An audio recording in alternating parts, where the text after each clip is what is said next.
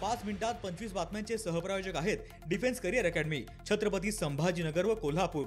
युवक युवतींनो, भारतीय सैन्यात घडवा अभिमानास्पद करिअर।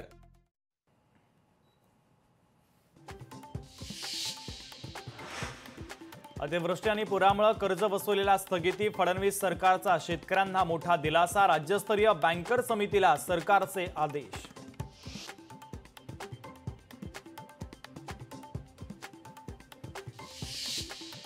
वाळू माफियांना महसूल मंत्री चंद्रशेखर बावनकुळेंचा दणका, अवैध वाहतूक करणाऱ्या वाहनांचं परमिट आणि आता जागेवरच रद्द करणार, महसूल मंत्री चंद्रशेखर बावनकुळेंचे कडक आदेश।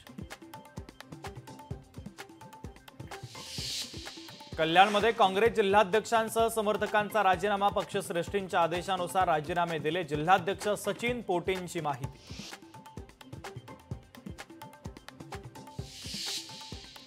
2030 मधील राष्ट्रकुल क्रीडा स्पर्धा भारतामध्ये होणार, 20 वर्षांनंतर भारताला आयोजन करण्याची संधी, स्कॉटलंडमधील ग्लासगो राष्ट्रकुल क्रीडा महासभेत मान्यता।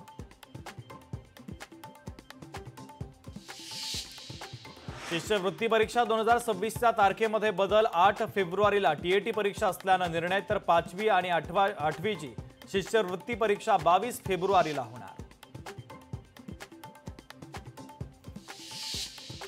प्रारूप मतदार यादीवरील हरकतीला मुदतवाढ, विरोधी पक्षांची मागणी, निवडणूक आयोगानं केली मान्य, महापालिका मतदार यादीचा सुधारित कार्यक्रम जाहीर, प्रारूप यादीला हरकतीला 7 दिवसांची मुदतवाढ।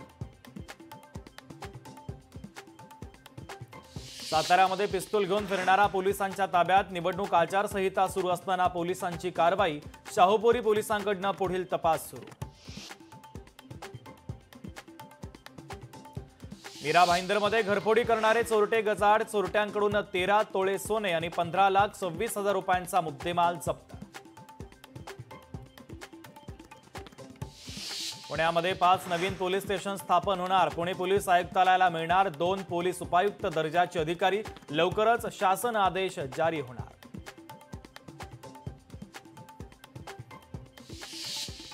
पुणे नाशिक महामार्गावर 4 वाहनांचा विचित्र अपघात, अपघातामध्ये 4 जण जखमी, अपघातानं मार्गावर वाहतूक कोंडी।